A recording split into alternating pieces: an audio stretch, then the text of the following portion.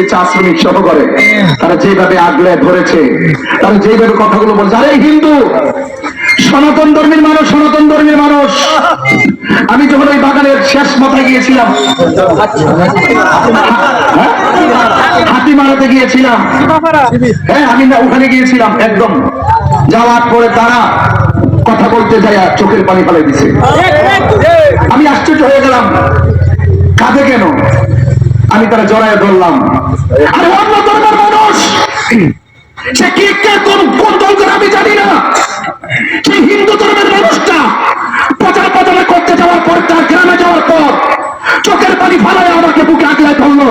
আর তুমি মুসলমান হইয়া একটা মেহমানকে সম্মান দিতে পারলো না।